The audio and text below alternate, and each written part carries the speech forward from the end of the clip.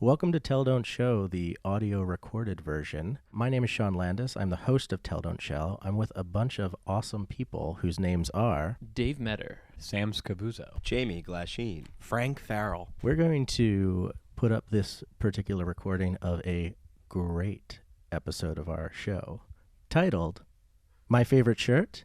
Yes. Yes, it's my favorite shirt. Based on the novel My Favorite Shirt by Sapphire. Here goes. Exterior, street corner. There's a single street lamp illuminating a man dressed in a trench coat. His face is shadowed. There's a small pool of blood that just barely seeps into the lamp's illumination. The rest of the world sits in darkness. the city. It can eat you alive or just chew you around for a while and spit you out. It could even just not put you in its mouth at all, just play around with you with its fork distractedly until the waiter comes to ask if the city is done with you. The city might think about getting you boxed up, but it knows it will never get around to eating you. And then we'll just have to throw you out anyway. So no thank you, just the check will do. This is the place I call my home. It's got plenty of stories. Cops and prostitutes swapping war stories at diners at 3 a.m. Tax attorneys and billboard painters secretly wishing they could live each other's lives for just one whole day. If you could stick around the city too long, its grime can get inside of you and make you a sick mirror of yourself. I've lived here my entire life. I can't imagine what my insides look like. I'm afraid of x-ray machines. My name is Brock Cardigan. I'm a private dick. By that I mean I keep my affairs to myself and am notoriously demeaning for no good reason. I also happen to be an investigator for hire. I've seen a lot of cases, drank a lot of scotch, paid a lot of parking tickets, but I never thought it would end here. I never thought the game would end like this. Guess it's just the punchline to a joke I didn't hear the beginning of. The city has a lot of stories. This one is mine. Title flashes across Brock Cardigan in My Favorite Shirt. Yes, yes, it's my favorite shirt. Based on the novel My Favorite Shirt by Sapphire. Next scene, interior diner, probably 3 a.m. The last shot of the previous scene fades out as this one fades in. A bagel on a plate slides across the diner counter, stopping in the exact spot so it fills up the circle of light from the street lamp as it disappears. Brock Cardigan bites into the bagel and grimaces. He quips to the greasewad of a man behind the counter. Where's Betty? She knows how to butter both sides of a damn bagel. Betty hasn't been in since Tuesday. I'd let you butter your own damn bagel, except we don't let customers have knives after 1 a.m. That wasn't always the case. It was this city that did us in. Back in 42, before the grime and the dark. Betty? Out since Tuesday? How could that be? I hadn't eaten something that hadn't first been touched by Betty in as long as I could remember. Betty was the gal who worked the red-eye shift here every night of the week. As far as I was concerned, she invented the fucking flapjack. Something didn't add up. And I don't know how to keep a horse quiet, but I certainly didn't want the cops coming down those basement stairs. Cardigan takes a big bite of the bagel. A little butter drips off right onto his shirt. It begins to stain. He pulls out a smoke in frustration. A bum at the end of the counter falls asleep in his chili. Could be worse. No, it was a horse. Ah, horse feathers. Butter stain. Right on my favorite shirt. That's your favorite shirt? Yes, it's my favorite shirt. And it'd be as clean as a Shirley Temple picture if you knew how to properly butter a goddamn bagel. Cardigan pushes the rest of his food away, tosses some coins on the counter as payment, and heads for the door. Ah, thanks for nothing. Door chimes as Cardigan exits. Greasewad wipes the counter, makes a sly, sinister grin, and laughs to himself when he realizes his left hand is leaning against a hot chafing dish. Ow, ow, ow, ow, ow, ow, woo! Next scene, exterior street, moments later. Cardigan flips a quarter in the air to himself over and over as he walks down the desolate city street and speaks to himself. Maybe it was that grime, the dark. Maybe she couldn't take it anymore and took the first train car out of here. But that doesn't seem like Betty. You don't patronize the same greasy spoon every night and not get to know someone. Though to be honest, I certainly wanted to know a bit more about Betty. In fact, a lot more. Like, a lot more. You might say, in a way, not clean enough for a Shirley Temple picture. You You might say I wouldn't have minded getting closer, physically against each other. I'm saying I wanted to power my train car into her. I think you get my drift. And she had eyes for me too, but the stars never aligned for us. A newsboy appears into focus. He's been waving at Cardigan for minutes, but his aimless monologuing and coin flipping has distracted our dick hero. Oh, hey, Brock. Want the latest copy of the Canadian Mountie? Brock grabs the paper and pushes the boy off the curb into the street. Ow, what a loony dick. Let's see here. Section A, Alan Thicke News. Section B, Bieber-related drama. Section C, crime. Newsboy begins to dust himself off as we hear a car off-screen barrel down on the two, the sound of its engine increasing as it nears. And while being held up at gunpoint, the Ottawa Territorial Court granted his appeal. That means my old nemesis, the red-plated tank face, is free to roam the streets. A bright red car careens into frame, splashing mud all over Newsboy, who has again fallen, and Brock's shirt. My favorite shirt. The car window rolls down and we see a miniature but definitely real tank barrel poke out from the black void. A disembodied voice begins speaking from that self-same void. Sorry I did not write first, Comrade Brock, but I had a tasty key lime pie I wanted to pick up first. Another window of the car rolls down and Betty, the diner waitress, is seen. She is bound and gagged and tries to mumble something at Brock. Bloop. Dos vidania, Brock Cardigan. The car drives off, leaving Brock alone with his newsboy. That's your favorite shirt? New scene, interior Cardigan Brothers Detective Agency. What a rotten roll of the dice. My odds of ever getting those flapjacks would take a serious shot if Betty got the tank face special. People in this city had a nasty habit of becoming permanent parts of the architectural structure. I suppose you could expect the new chief of police to crack down on that, if he couldn't distinctly see his predecessor's palms pressing out of the Savings and Loans building. No, there was no doubt about it. I'd have to go up against Tank Face myself. Now wasn't that a tune I knew the refrain of all too well? A tune I'd heard 2 years before. Flashback to 2 years before. Interior Cardigan Brothers Detective Agency. The past. Brock Cardigan is surrounded by people dressed to the nines. Streamers and poppers are all over the office. A banner reads, Happy New Year, 5-year detecting anniversary, Shirley's birthday. Brock's brother and partner, a mustachioed man with shaggy brown hair, Douglas Cardigan, stands drunkenly to make a speech. I'd like to say something. Like maybe happy birthday, Shirley. We value you as a coworker. Damn it, Shirley, as we put your name on the sign, didn't we? You have a holiday birthday. You get shafted on presents. Everybody gets it. No, what I want to say is what crime can expect in this city. Oh, just be quiet, Shirley. Everyone is sorry you have a holiday birthday, Shirley. This is a tune I know the refrain of all too well. Flashback to 5 New Years past. Interior Cardigan Brothers Detective Agency. The further past. There's a small group of people sitting around the office. Douglas and Brock are having a conversation.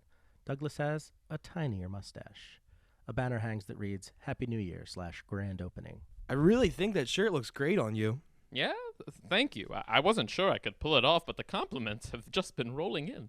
Everyone has been so nice since we moved to the city, haven't they? Helping people is going to be super rewarding, I can already tell. Hey, everybody, I don't want to make a scene, but it is also my birthday today, and with us all getting fresh starts, I was wondering if we could celebrate my birthday as well. Oh, absolutely, Shirley. Come on, everybody. Interior Cardigan Brothers Detective Agency. The past. Flashback returns. Tell it to someone who gives a damn. Now, in regards to crime in this city, it's time for the Cardigan brothers to show this town that we've had enough. The cops and politicians are doing nothing to help and getting themselves killed in the process. A champagne bottle pops. Drat, my favorite shirt. There's no doubt about it. I'm going to have to take the Russian down myself. It's time to be a hero. Shut up, Shirley. God. End of flashback. Interior, grimy alleyway. Night, present. Brock walks down the alley sipping from a little flask labeled Maple Syrup XXX. He's sort of mumbling to himself. Something about memories, like memories that, not knowing where the memories end and the city begins, or being lost in memories, being like getting lost in the city, there's something there. Brock suddenly looks up toward the camera, realizing that we're back from the flashback. Oh, sometimes it's hard to tell if you're lost in this city or just lost in, like, remembering stuff that happens, sort of. You know, they're like the same. Oh, fuck it. Brock bangs on the side of a dumpster. A beat. The dumpster rolls away to reveal a small door which swings open. New scene. Interior gambling parlor? ? Continued. Brock puts his fedora on and tries to keep his head down as he weaves through the crowded, smoky, dim room. People are gathered in a circle around some event we can't see in the middle of the room. Brock heads for the back when a hand grabs his shoulder and spins him around. Dink Gubberman, a drunk-looking, pudgy feller, smugly puts his thumbs in his suspenders. Well, well, well, Cardigan. I'm surprised to see your ugly muggin here, considering all the money your brother owes me. Take it easy, Dink. He'll come back. He's good enough for your money. Even though everyone in this town knows you're fixing games. Phooey. Your brother was a drunk and a fool, and ain't no one seen him in almost a year. You're gonna pay me, Cardigan. The men watching the event cheer and scream. Through a gap in the crowd, we see 2 dogs sitting at a table playing chess. I'll bet you, Dink, you spineless lout. If you win, I'll pay you. But if I win, you'll answer my questions. I need information. Dick nods, yes. The men walk towards the chess match, but turn back to each other, exhale deeply, and move their right fists up and down as they recite, Rock, paper, scissors, shoot. Cardigan shows paper, Gubberman, rock, winner, Cardigan. Rock, paper, scissors, shoot. Cardigan shows paper, Gubberman, scissors, winner, Gubberman. Extreme close-ups as they play for the win. Rock, paper, scissors, shoot. Cardigan shows paper, Gubberman, paper. It's a draw. Extreme close-ups as they play for the win again. Rock, paper, scissors, shoot. Cardigan shows rock, Gubberman, rock. It's a draw. Damn it. Screen reads 20 seconds later. Shoot. Cardigan wins with scissors over paper. Cardigan grabs Gubberman by his lapels. All right now, Dink. What do you know about a little Betty named Betty from disappearing from the diner? I don't know what you're talking about. You don't, do you? What about a guy named Red-Plated Tank Face? I've never heard that name before. In my life? Interior water treatment plant.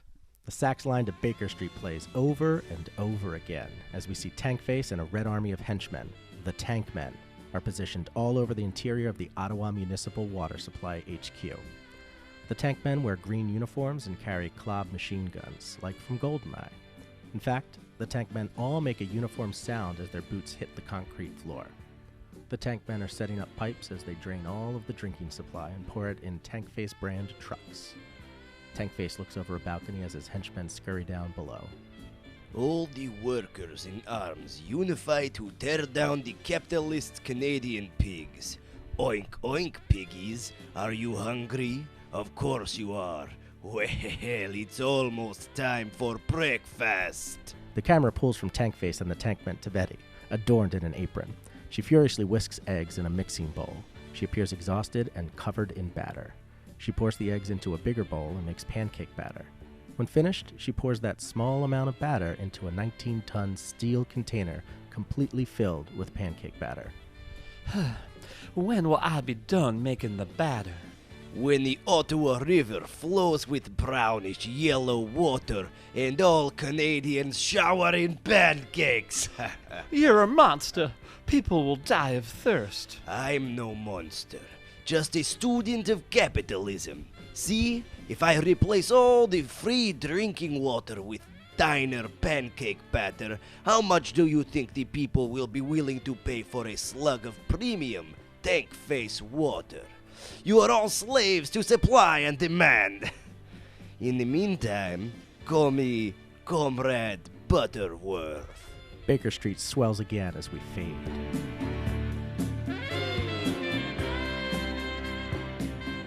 Exterior, complete blackness. Gubberman kind of looked like the Kool-Aid Man if the Kool-Aid Man was a smarmy little booger of a man instead of a large pitcher filled with red fruit punch. Come to think of it, he looked nothing like the Kool-Aid Man. I wonder what made me think that. The blackness is interrupted by Gubberman bursting through a brick wall. On the other side of the newly formed hole stands Brock Cardigan massaging a bruised fist. Oh, yeah. Exterior water treatment plant. Well, it was now or never. If I ever wanted those pancakes again, I would have to be what I swore I would never be again, the hero. Of course, it probably went far beyond pancakes in a city like this. In a city like this, there was probably a larger conspiracy going. Lord knows my case files were full of stories that ended with the note, "Forget about it, Brock. No one takes down the Chamber of Commerce." If I was a smarter man, I would have taken government's information, thrown it in a river kitten bag, been done with this. But damn it all, after all this time, I still had a soft spot for a good heart in this black sinkhole of a metropolitan area. But even good hearts give you nothing but heartburn eventually. A tune I knew all the words to. A regiment of tank men march across the parking lot doing a little army chant. Army chant? Song? The call and response thingy that can't possibly help you prepare for war? What is that whole thing about? I don't know what I've been told. I don't know what I've been told. Flapjacks are fluffy and gold. In the woods next to their marching path, a lit cigarette lands in the brush. A last tankman in line notices it and breaks rank to go put it out. Only I can stop forest fires. Brock sneaks up behind him and chokes him out. Cool, sort of. As he nods off, Cardigan whispers in his ear. This ain't the first time a cardigan has put someone to sleep. Fade to black. Fade back up on Cardigan's hand, picking up the cigarette in the brush. We pan up to see him wearing the tank man's uniform as he jogs to join the regiment. This doesn't even match my favorite shirt. Interior jail cell in the water treatment compound. A little later, Betty sits whisking, a blank look on her face. Clink! The lock is undone and a tank man throws a new prisoner in the cell. It's Brock! Brock, how did you know I was here? I didn't. I didn't know the stupid song they chant, so they threw me in here. What's that about anyway? It thinks it's... It doesn't matter, doll. I'm here to bust you out. I missed you at the diner. No one flaps my jacks like you, baby mouth. I'm not going. This is where I belong. But nothing. You think I want to sit around making panks for a washed-up nobody like you? Tankface is giving me the chance to be more. I'm going to make my syrup treats for the whole province, and everybody will know my name. I'm going big time. Betty flicks the batter off the whisk onto Brock's eyes and shirt and steps out through the bars of the cell. Turns out she was skinny enough the whole time. that wasn't Betty. At least, not the Betty I knew. She'd never stained my favorite shirt. Yes, it's my favorite shirt. And she filled me full of bagels and flappy cakes for so long I certainly can't squeeze through the prison bars. Brock slouched against one of the cell walls, sitting on the floor dejected. With little else to do, he begins tapping the melody of the sax solo from Baker Street against the wall, when to his surprise he hears the next several notes of the song being tapped from the other side of the wall. They go back and forth, with Brock's eyes widen with realization. Brock taps against the wall in Morse code. D-I-N-K? ? As the other person on the other side of the wall taps back. Brock? Brother? Tankface had abducted him all along, too. Via Morse code, they devise an intricate, devious plan to escape and put it into action. Hey, guard! A thick and thick-headed tank man, a Russian Gomer Pyle, saunters over to his cell. Yes? Got your nose. My... what? But I need my nose. Then unlock these cells. But I say, I'll get in trouble. You want to live the rest of your goddamn life without a nose, or don't you? The guard nervously, eagerly unlocks the two cells.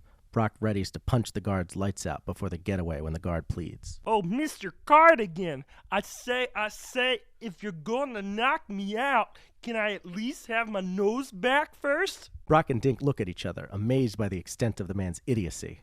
Brock puts back the guard's nose. Oh, thank you. Thank you so much. You're welcome. With the guard showing a big smile, Brock proceeds to knock him out with a single punch, and he and Dink make their escape. Exterior water treatment plant. Brock and Drip, reunited at last, rush across the campus of this utility company, hand in hand. They both wear their favorite shirts. We had to stop Tankface immediately. Fast. Like a Catholic schoolboy during Lent. Betty needed some sense talked into her, and we were the brothers to do it. If persuasion was professional baseball and Drip and I pro ball players, this situation was akin to the bottom of the ninth with the bases loaded.